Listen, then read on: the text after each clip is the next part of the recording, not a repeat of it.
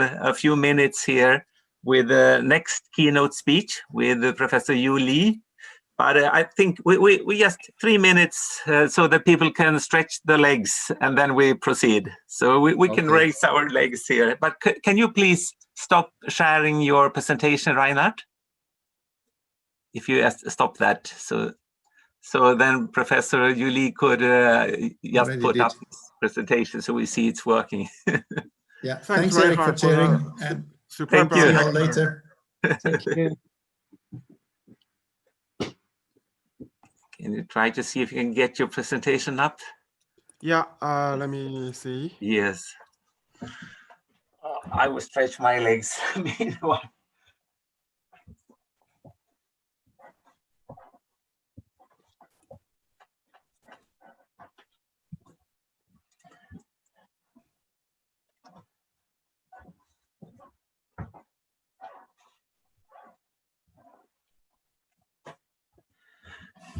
Yes, very good. It's working nice.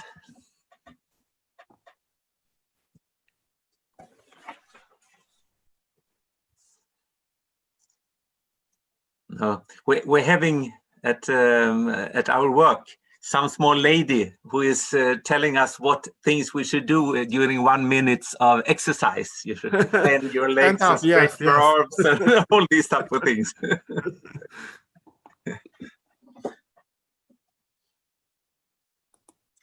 I see we are adding up here. When we started, it was like somewhere around 50 people, and now we're up to 84. So people are joining in by time here. Great.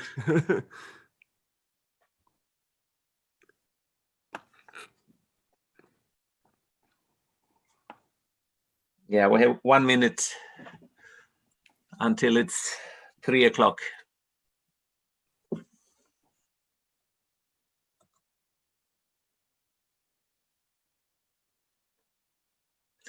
We got a comment here from Mohammed Ansarin to everyone here. Good to also mention the cost of nuclear energy. It is ridiculously expensive compared to other baseload options. Nowadays, in some instances, it's even more expensive than similar capacity with solar plus storage battery, I guess, in this case here. And that is, of course, a valid point that it is becoming quite expensive in relation to many other things. So now it's 3 o'clock sharp. So I welcome you all to this, the second keynote speech this afternoon. And we will now get the opportunity to listen to Professor Yu Li. And Professor Li has held faculty positions at Ohio State University, the University of Pennsylvania, and is presently the chaired professor of MIT. His group is investigating mechanical, electrochemical, and transport behavior materials, as well as novel means of energy storage and conversion. Professor Yu is a recipient of the 2005 Presidential Earlier Career Award for Scientists and Engineers and the 2006 Materials Research Society Outstanding Young Investigator Award, and also some others here. He was just elected Fellow of the American Physical Society in 2014 and Fellow of the Material Research Society in 2017. In 2016, Professor Yu Li co-founded one of the MIT Energy Initiatives, Low Carbon Energy Centers, the Center for Materials in Energy and Extreme Environments. And Professor Li is also chief organizer of the MIT A+B Applied Energy Symposia that aim to develop solutions to global climate changes here. So with this presentation, we are excited to hear your presentation and your subject here, which is about lithium ions. As we heard here, we have had the inventor of the lithium ion battery was part of this conference once upon a time here. I don't know what year it was, but it was a few years ago, quite a few years ago. So very welcome. Thank you. Thank you, Eric. So the previous speaker had a very good introduction to the problem, and we certainly had our work cut out for us because we got to undergo this energy transition very quickly. Basically, 50% global CO2 reduction in 20 years. And this is actually motivation for the A+B conference that I co-hosted with Professor Jerry Yan and Ray at MIT. So A stand for action. In fact, the action has to be carried out in the next 20 years, and you got to scale up to terawatts, or it's not going to make an impact quickly enough. And then B stand for what comes after the 20 years. So, or baby technology. So, you know, if you want to do it in 20 years, you got to see it today. It cannot be pie in the sky. You got to actually have projects that you already can see. And definitely lithium-ion batteries or grid-scale storage is belong to this A category. And in fact, I'm going to argue that the waste issues is also action for this generation, not the next generation. And in the A category, we also have wind, solar, and nuclear. So this was just completed a few months ago in California by LS Power, and it's 1.5 gigawatt hours and a quarter of gigawatt storage. And what is amazing is it just took 1 year to build. And there was actually a short movie in their website, and that's despite of COVID. So this shows the potential for a rapid scale up. And if you look at container, shipping container scale energy storage, consists of thermal management, consists of the batteries, consists of the power electronics and the controls. So if you do the analysis of the system, there is control and monitoring, there is thermal management, there are the batteries themselves, and then the power electronics. And the round trip efficiency is about 70%. You can go up to 80%. So this is already, industrial system. So I'm going to show, I'm a material scientist. I usually work at sort of a lower scale than at the macro scale, but I'm going to do my job in showing what I understand about the sort of the macro issues, and then also illustrate recent advances in materials and manufacturing. So the number one question is, what is the issue? Is it the cost that you don't see more of this in the next 20 years? And really, for the grid-scale storage, we are being driven by a lot of the advances in the electric vehicle supply chains. And so this was a car, a Chevy Bolt, that was shown in 2016, and it has a 60 kilowatt hour of battery pack. It's about 400 kilograms, half a ton, and it's based on the nickel manganese cobalt oxide cathode and graphite anode. And if you calculate the cells, so the cells was produced by LG Chem, it costs about $8,000 in 2017. And then the pack, which is what you see here, it's sort of compared to an adult, it's about double the cost of the cells. And I just checked, so this is a part number you can just order off GM or Amazon, just deliver to you. And this has dropped by about 20% in 2 or 3 years. So the price is definitely coming down because there was 1 million EVs sold in China 2 years ago, and the cell and the pack price, it pretty much come down in sync by a factor of 5 in 8 years. And this is comparable to what has happened in the photovoltaic industry. And this is from Bloomberg, and it's for system, a storage system, or you can think of it as a pack cost. So a decade ago, it was $1,000 per kilowatt hour, and 2018, it's already broken $180 per kilowatt hour, and it's predicted to still shrink by 50% 4 years later or 3 years later. So this is really epic, and this is real. I mean, this is things they can order off the shelves.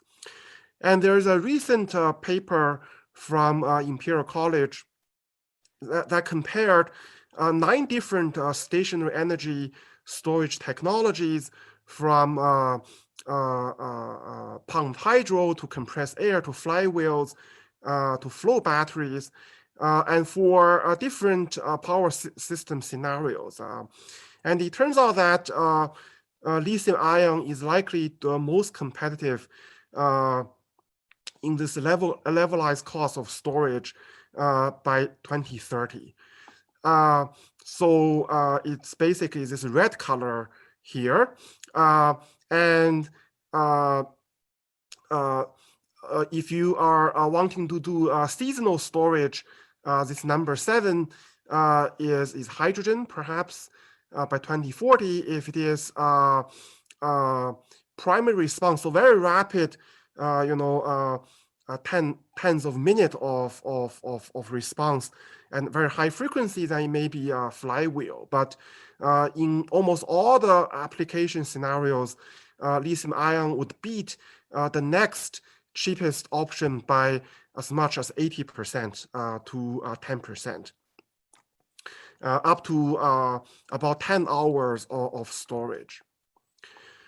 And this number, $100 per kilowatt hour of system cost, so that implies a cell cost of about $50, $60 per kilowatt hour, was put out about 10 years ago by Department of Energy to be sort of the magical threshold where you're going to see blossoming of this in prime time energy grid applications. And if you think about inflation, in 10 years, $100 probably becomes $150. And indeed, there's a recent very detailed study from Jessica Transick group at MIT in collaboration with Ye-Ming Chen that showed that indeed, with this price level, you can really replace a lot of the fossil fuels in places like Arizona and Texas. And it can provide this thing called the equivalent availability factor, EAF, of 95%. So what I mean is that wind and solar plus $150 battery, which we have today, can provide sufficient electricity in 19 out of 20 days.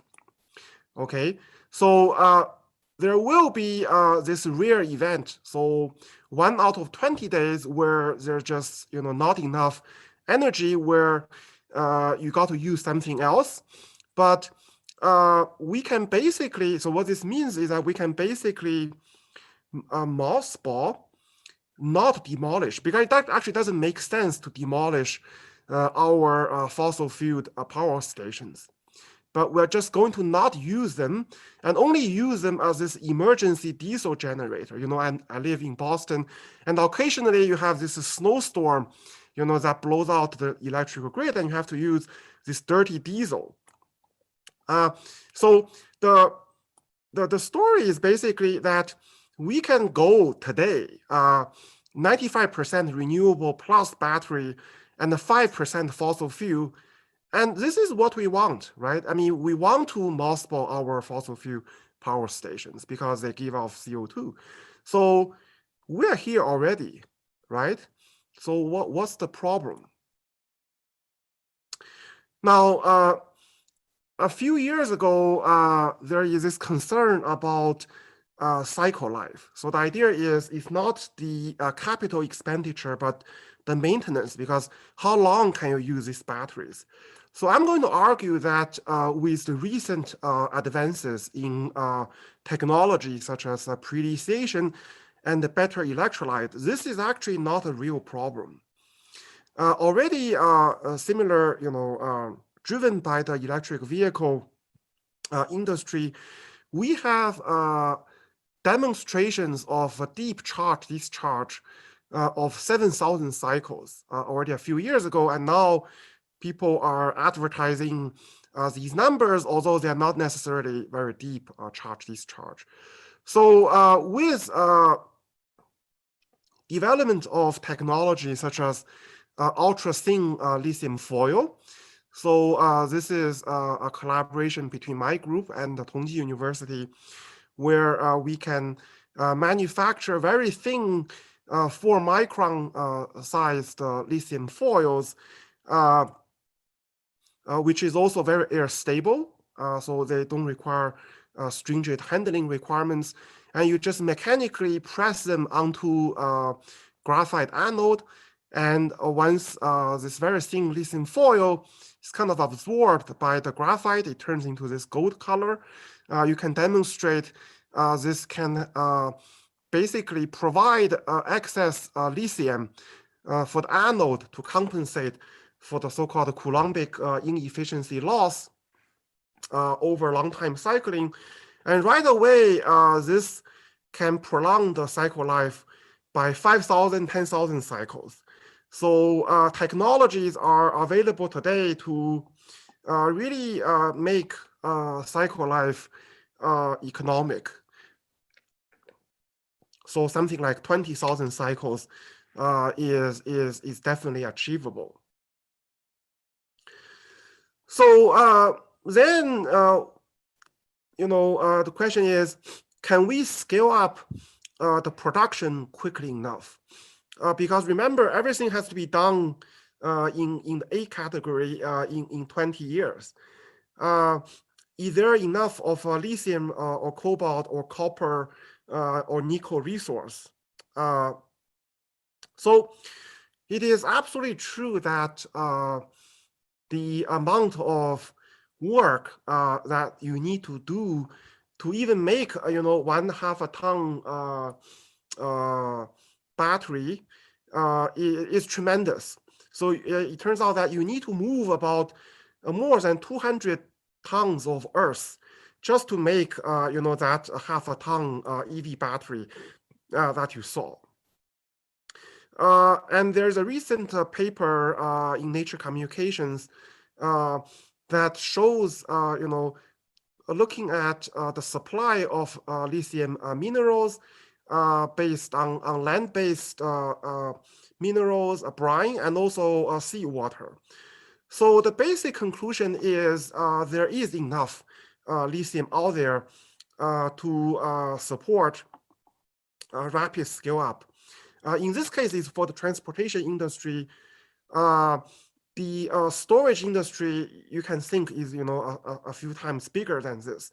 And there is a recent unpublished MIT Energy Initiative study that sort of draws a similar conclusion, which is there is enough minerals out there to support a 2 orders of magnitude scale up of the current lithium-ion battery industry. And it can be made to move the needle in energy business, provided we can ramp up production year over year by a lot. So every year you've got to upgrade your mining and your manufacturing industry. So there's definitely a huge amount of work, and this is also tied to the environmental impact. But we can actually do it. So I'm going to argue next that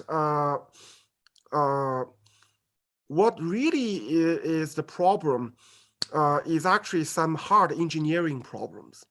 Aside from this social economic mobilization, aside from the stranded asset problems that Reinhard mentioned in the very nice talk that he just gave, there are actually tons of really challenging but not impossible technical work in material science and in chemical engineering, mechanical engineering, that we just need to roll up our sleeves to do in the next 20 years.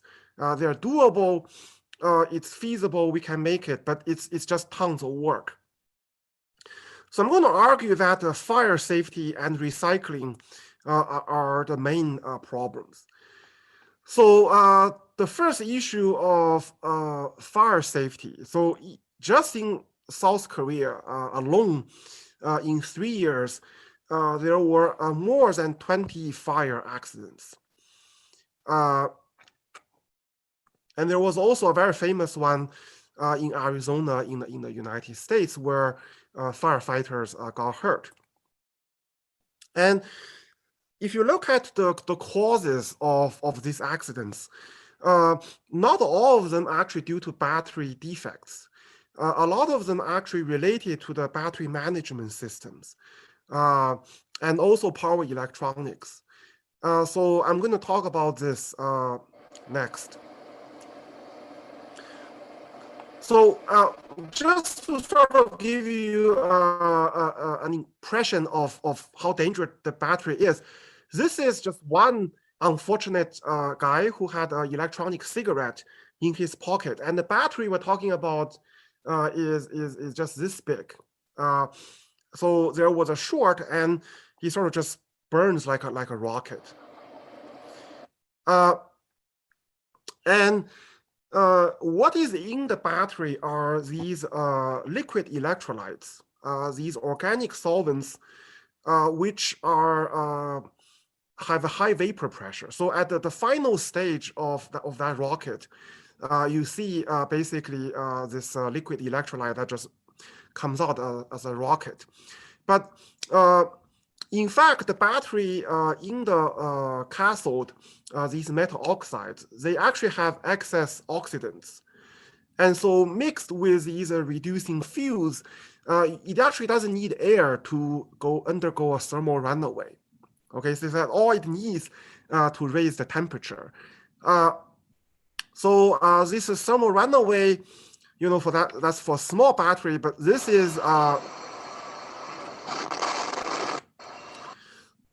so that was a battery manufacturing facility in Guangdong province in China. So when you go to a large scale and you have you know, both the oxidant and the fuel, you know, you can really get very bad accidents.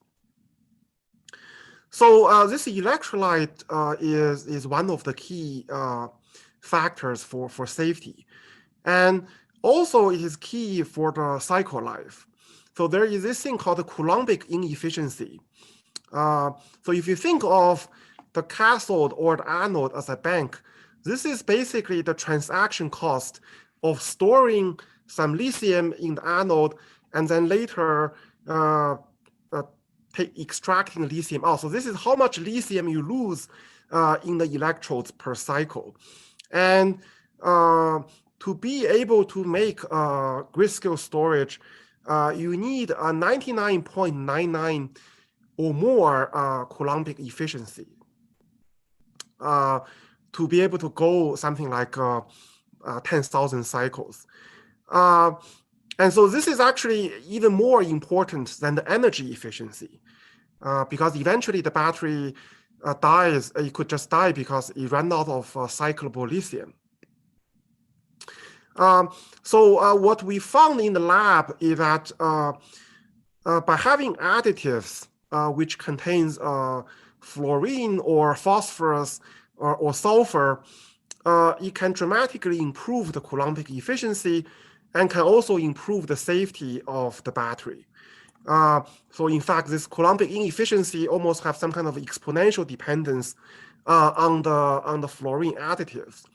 But fluorine additives are quite expensive to make. Fluorine chemistry and also recycling is a problem. So at MIT, we're doing this kind of robotic experiments where we use these automated liquid handlers to explore many different solvents and many different salts and measure their ionic conductance, measure their electrochemical stability window, and automatically tune the composition by this Gaussian process Bayesian optimization. This hopefully can expedite the development of electrolytes. And also, there's a lot that can be done on the safety measures. So one thing is about sensors. So it turns out that these thermal runaways in the battery cell can happen at a very small local region in the battery. You can just have a little micro short across a membrane that's less than 10 microns thick. And outside of the cell, there is no temperature change. So it's all happening inside. But one of my ex-student, Jin Yang, he's now a professor in Zhengzhou University in China, had a very interesting discovery that when you have just a little bit of a short, or when you have a little bit of lithium metal that precipitates out on graphite when you do the fast charging. So this is actually a big issue when you have fast charging, is graphite cannot take lithium deposition that's faster than 2C because of this lithium precipitation. There will be a minute amount of hydrogen gas that comes out. And in fact, this hydrogen gas comes out, you cannot even sort of contain this hydrogen by your pouch cell. So if you just measure the hydrogen with a very cheap sensor in this container storage, you can have much earlier warning than a temperature monitoring or monitoring other gases by as much as 10 minutes of anything that you can see from the battery. So this gives a valuable time for remediation measures. And as I mentioned, there's a lot that can be done on the software side as well. So this is well known in the cell phone battery industry, which is that by optimizing the charging protocol, for example, by measuring the impedance change as you cycle the battery, you can prolong the cycle life of a cell by as much as 100%.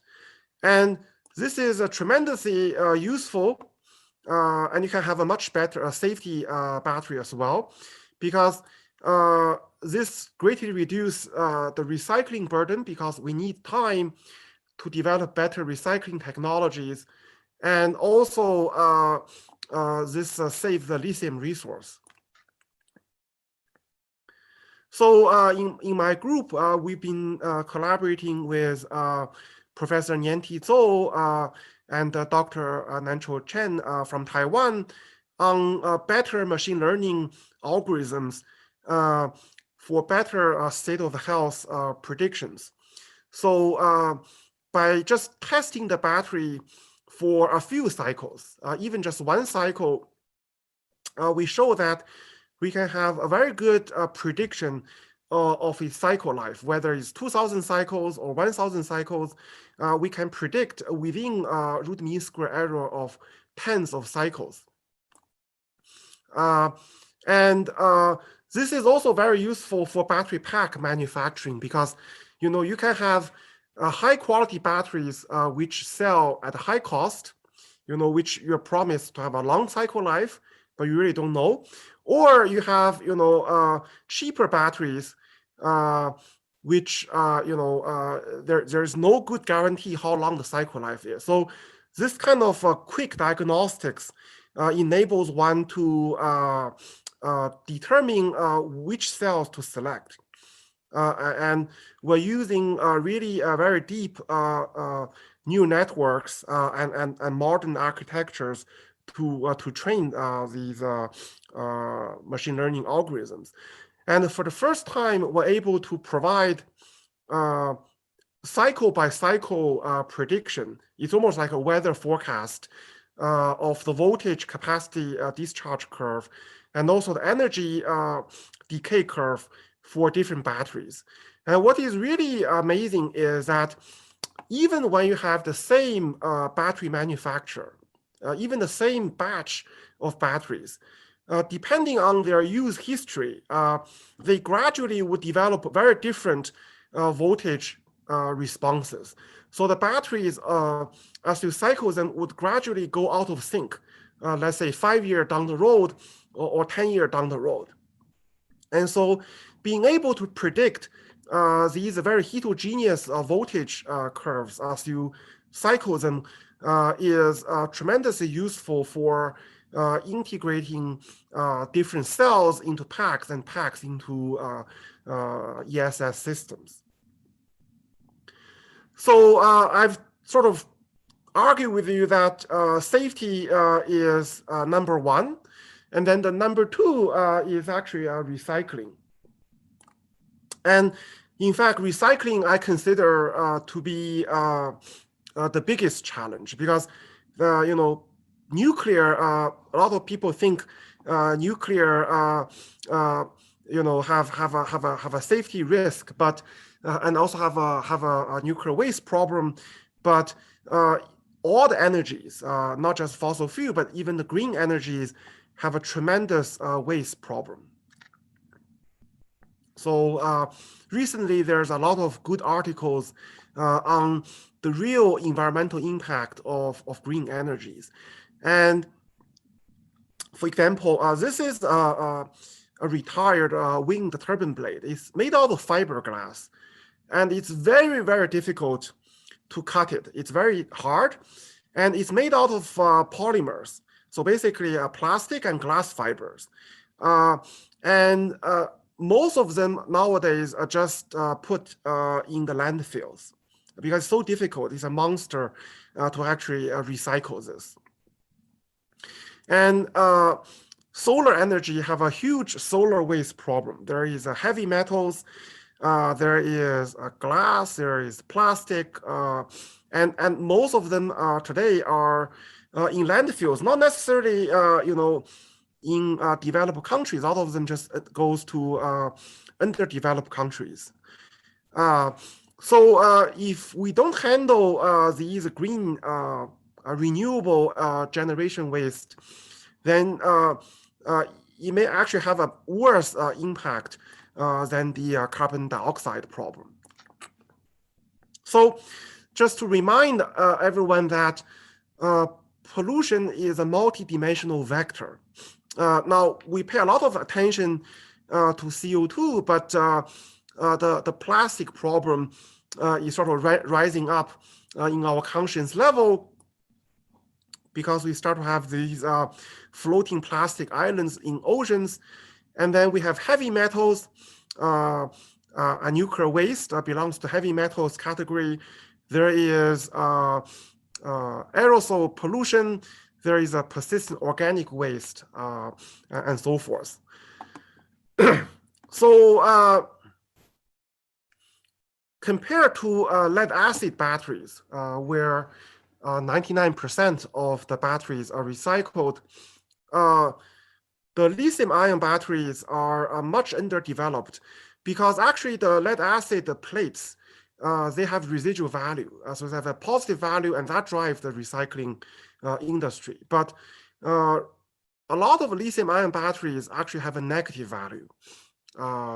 And the recycling technology is really underdeveloped, so much that right now 90%, more than 90% of the lithium-ion batteries end up in landfills. And this is just totally a crime, if this gets scaled up. So we're looking at not deep recycling, like a pyrometallurgical methods. We're looking at light reuse, repair, and recycling efforts. So for example, using extreme conditions like high temperature, radiation, or plasma and microwave recycling. So in our lab, we have this custom-made microwave metallurgy setup. And we're looking at using microwave, for example, to recycle industrial lithium iron phosphate cathode waste. And you can have relatively pure waste, but what really dominates the market are these very cheap so-called black mass, where people sort of scrape them off the aluminum and copper current collectors. They try to separate the graphite anode from the cathode, but there's always pollution. So there's always some mixture of the graphite, and there's also electrolyte residues. There is lithium salt in the organic electrolyte residues, the cathode electrolyte interface. They're sometimes even mixed with nickel or cobalt residues from some other waste stream. So it's really quite varied and very uncontrolled. So we are developing a method where we use rapid microwave heating and with addition of lithium salt to actually take advantage of this graphite, because under the microwave, the graphite becomes a very good heat source. And you just need less than a minute of these rapid heating, and you basically have kind of a original metallurgical reduction process where you can re-lithiate the iron oxide and the iron phosphate in the waste battery. So we show that something as rapid as just 20 seconds is enough to convert these phosphor oxides and iron oxides and re-lithiate our iron oxide, iron phosphate phase, because after long-term use, a lot of those lithium, because of the Coulombic inefficiency, turns into a non-cyclable lithium. But we're able to re-lithiate this, and also at the same time remove this kind of cathode electrolyte interface and this kind of impedance layer covering the cathode particles. And we're able to basically carry out this salt reduction using the residual carbon and recreate this nanostructured lithium iron phosphate. And we can show that this is the untreated, this is after the microwave treatment, we can almost recover basically indistinguishable from the original commercial lithium iron phosphate, more than 150 milliampere hour per gram, and tested cycling, to thousands of cycles, and has a very good rate performance. This is how much you get before and after the treatment. So another issue, so this is the last technical part, is on the conversion of these persistent organics, which are in the electrolyte, in the battery separators, in the packaging, because actually plastics recycling is a huge problem, and not just for the battery, it's everywhere. The current recycling is highly limited. So for example, if you have a water bottle, this drinking water bottle, you actually need to mechanically separate the bottle cap, which is number 5 polypropylene, from the water bottle itself. And they need to go to 2 different waste streams. So you have these 6 or 7 different plastics, which you need to mechanically separate in the present recycling industry. And it's very difficult to actually do this in a good way in the battery industry. So what generally we try to accomplish is to say that you have these hydrocarbons or long chain hydrocarbons. What you really want is to break them down into these volatile gases. Some of them, in a reducing environment, you don't burn them, because if you burn them, you get CO2, and you also get all these aerosol pollutions. So you want to actually convert them to useful gases, but then there's always some additives like oxides or fluorides, and then you really want to make something that looks like a coal, some kind of artificial mineral that you can deposit back into the mine shafts.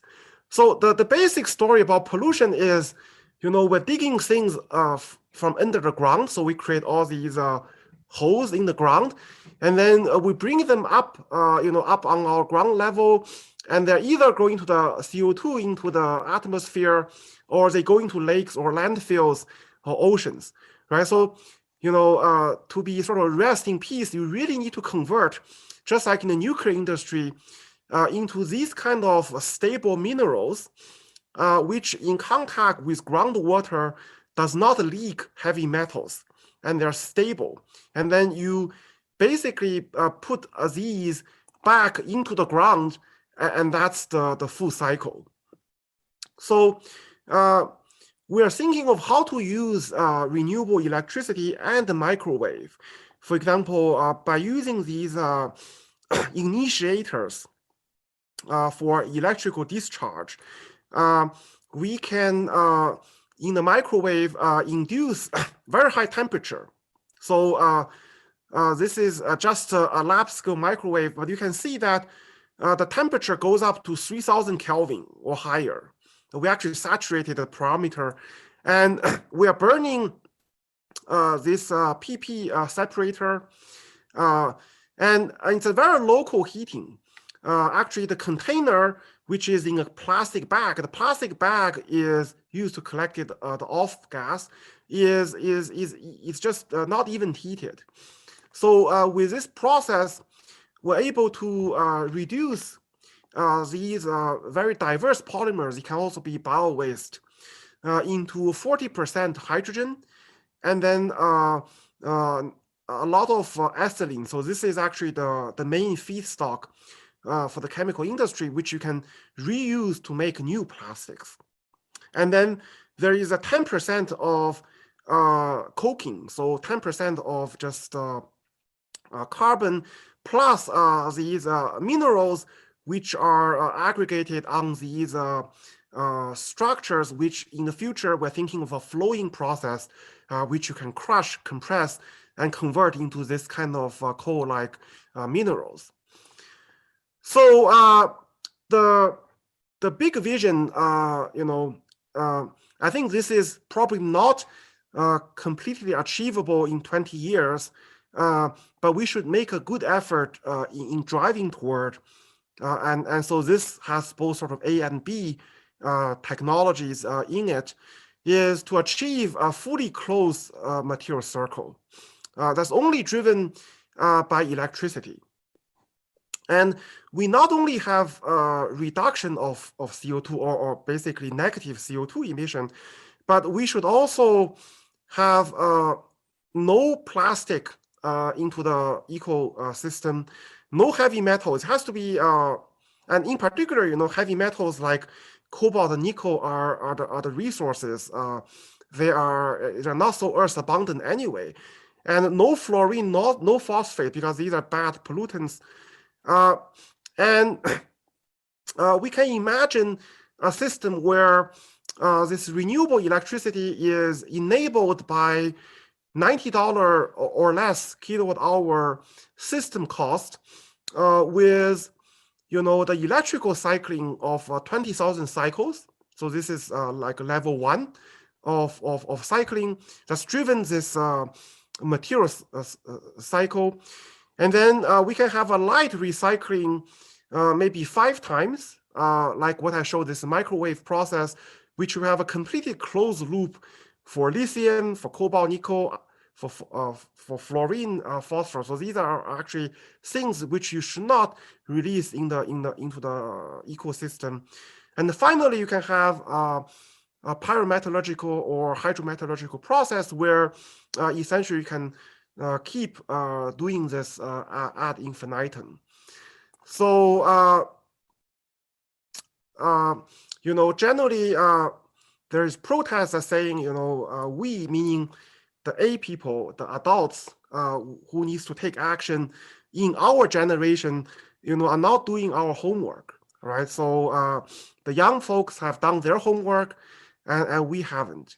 So I think,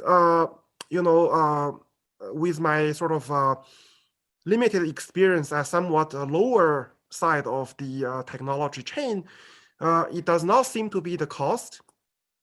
Ultimately, it will not be the cycle life ultimately with a lot of work that needs to go into it. It is not mining or manufacturing, provided we can basically deal with this recycling and safety issues. And these are, doable work. They're very, very difficult material science work. A lot of chemical engineering, mechanical engineering, electrical engineering, computer science work, a lot of real innovations that need to happen in the labs and in factories. And we just need to do it in 20 years. So with that, I'd like to thank you for your attention and like to take questions. Thank you very much for a very, very, very interesting presentation here. As being a technical guy myself, I really enjoyed listening to all these type of things.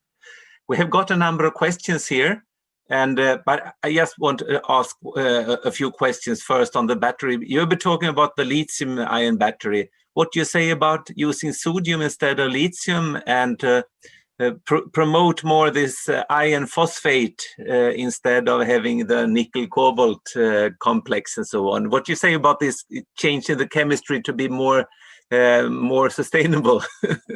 Yeah, that's a great question. So what I try to show, is that there is enough lithium minerals to at least have a factor of 100 scale up in the current battery industry. So and a lot of the sodium batteries share a lot of common technologies with lithium. I mean, the same kind of intercalation cathode. Maybe you don't use graphite, but you use hard carbon. A lot of the recycling issues, a lot of the battery management system are very similar to lithium. So I just want to say that sodium battery is catching up, but it's probably in terms of cost performance, I would say within the next 10 years, it is still going to be lithium-ion batteries. But I consider sodium to be a near B kind of technology, which is, after 2040, and as this thing truly scale up, this could really kick in. And also with regard to the lithium iron phosphate choice. So I personally think that you can either use the NCM or for the or lithium iron phosphate. For the nickel-based one, I think it may be more for the electric vehicles industry. Lithium iron phosphate is somewhat expensive today, but that's not because of the minerals. It's because of the processing. And I believe with the maturation of the supply chain, eventually the lithium iron phosphate cost will be more and more competitive. So, and also it has better safety characteristics. Like I mentioned, for the bigger the battery, the more you need to worry about safety. So my personal, I think, preference now is the lithium iron phosphate for grid scale storage. Mm. Reinhard, you had a question here. You can raise it yourself. Yes, I was just interested in the potential for biodegradable plastic in the energy business in general and battery technologies in particular. Yeah, that's a great question. So, so far, this polypropylene separators that we use is not biodegradable. It's the number 5 plastic. Yeah, so generally, of course, we would like them to be as green as possible. But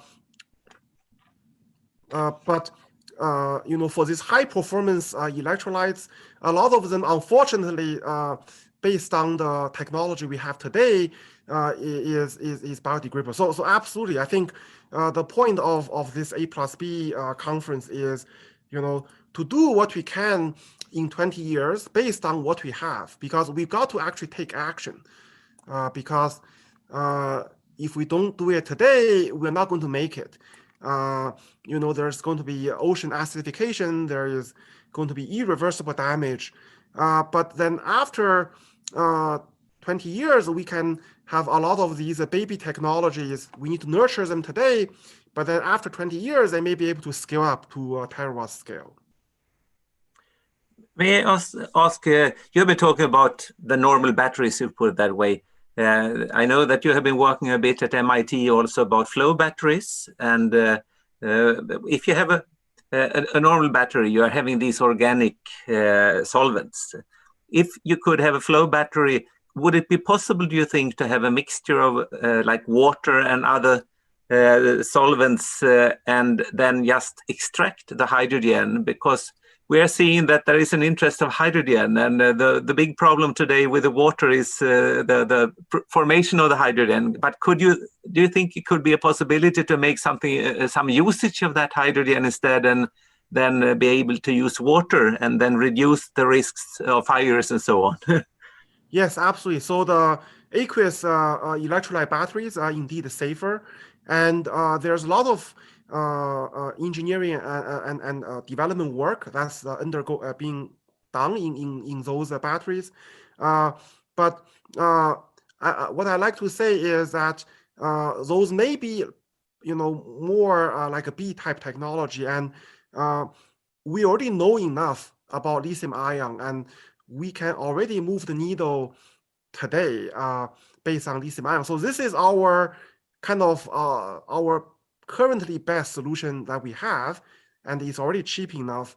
It's already beyond the threshold for economic viability, and all those newer technologies, indeed, aqueous batteries and flow batteries are very promising. And if they're disruptive, then by all means, you can replace the lithium-ion batteries in the future. Yes. Any other question from the audience here? We should let you get a chance here. Yeah, I have a question to Professor Li. It's quite very interesting presentation. Thank you. You mentioned that the lithium-ion battery has no industrial size recycling yet. This is really very worrying, because there are billions of cell phones and also portable computers charged with lithium-ion batteries. So what happened to these lithium-ion batteries nowadays? Is just the bearing? Yes. So less than 10%. I think the more than 90% right now just end up in landfills. So this is a huge problem. So actually, regardless of whether we like it or not, we have this lithium iron phosphate waste that's just coming toward us now, actually, because of the EV industry that's already producing this waste and on all the cell phones. So whether we like it or not, we need to solve this waste problem. And I wouldn't say there is no industry. There's actually a number of startup companies and big companies working on this, but I just feel that the amount of investment in the recycling is way less than the challenge that we face. That this should really be almost like a Manhattan Project size project, where there needs to be a deadline, there needs to be quantitative metrics that set every 6 months on the development of these recycling technologies. And we have a woefully inadequate planning, like Reinhard mentioned, globally on the renewable waste problem. I can just inform you that in Västerås, we have a company called Northvolt, which is the first European big producer of batteries. And when the battery production is coming up and running, we will have the recovery will be integrated in the same factory. So the plan is that you're supplying this and then you're taking it back. And all the metals like nickel, manganese, and cobalt is quite feasible to recover. A problem is the lithium, that the value of the lithium is too low in relation to the cost to buy new lithium. Exactly. So, Eric, so in fact, a lot of recycling technology we have today are just partial recycling. So some just take the copper, some they then take the cobalt, but then a lot of the lithium is lost, and a lot of the organics is just not treated properly. So to have a truly 100% recycling, we're quite a distance away from that. Mm. And so this is really where government investment need to kick in today. Yeah, yeah. Eric, if I may, I would like to make a comment on Professor Madlena's presentation, because you also mentioned about the Chinese coal-fired power plants. So I'm the president of Beijing Energy Club. Jerry is a member of the Beijing Energy Club. So, Professor Madlena mentioned about the 5D. I would add 2 Ds. The first D is called depollution, because countries like China, heavy pollution, so you need to clean up the energy system to depollute the local air pollution. Second D is called deregulation, in particular the power system. So deregulation is a major problem, because in China, the power system is still a monopoly. State grid or southern grid, they are wholly integrated from generation to distribution. So this is very different actually from Europe, because in Europe, 80% of renewables are connected to the distribution level. So without the distribution reform, it will be difficult to develop decentralized renewable energy system. So this is now the dilemma that China is facing, that without the deregulation of distribution sector, in particular, also power sector, and a lot of resistance to deregulation of the power sector because of vested interest of the state monopolies. So renewables will be constrained, and all the storage system, also the demand side response or virtual power plants, all these systems will be undermined. But at the same time, China is going very fast in digitalization. The 5G stations, each macro station will have about 10 kilowatts of power demand. And then also you have the electric vehicles, connect to the distribution sector, and also data centers. So power demand is growing very rapidly, but the distributed sources will have tremendous difficulties to connect to the power system. So rest, what are the options? Options are still coal-fired power plants. So that's the dilemma now the country is facing. To meet the power demand, so people go for power plants, coal-fired power plants.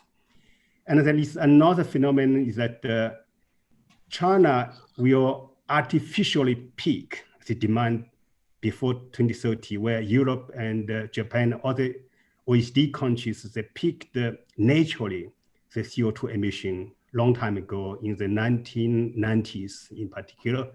So, and you announced that China is going to peak the emissions before 2030. So there is a race actually to maximize your emission portfolio so that you can have a bigger volume to reduce. So yeah, I'd just like to add that actually all the fossil fuel plants that's built is not wasted. They just serve as this emergency power. So I think, in fact, they become stranded asset. It's not a good investment choice, but they're actually useful. They still provide this emergency power, in 1 day out of 20 days. And so, this is not optimal economically, but we actually have what we need to have a 95% renewable plus battery. Yeah, I heard you say, Professor Lee, mothball, not the demolish, but the amount is so significant. China has 2,000 gigawatt of power capacity today, over 1,000 gigawatt coal-fired, and they're still adding. So do we need over 1,000 gigawatt of coal-fired power plants? So that's really the question. Yeah, I think that's very relevant question. Just a comment. There was a reason why I started my talk about sustainable energy transition, and reaching greenhouse gas emissions by 2030. That's just not enough. It's a first step, but we need to bring the carbon dioxide emissions down to zero by 2050 or 60 or so. And the other thing is, within innovative new technologies, we already create some waste problems of tomorrow. And if we know about this, we should try to avoid those right on, and not just to leave it to future generations as we did with nuclear waste. Mm. This is a responsibility, and the downside is it slows down the transition in some way if we internalize the external costs and if we take responsibility for recyclability. Yeah, actually, I just want to add that the nuclear is actually the only industry that have planned to take care of its waste. In every kilowatt hour of nuclear electricity sold, there is a regulation that a portion of that goes to a fund for future disposal of waste. So there is actually money in the bank to dispose of those wastes. It's just more political issue where to site the waste. So nuclear is actually long term ago, considered its waste.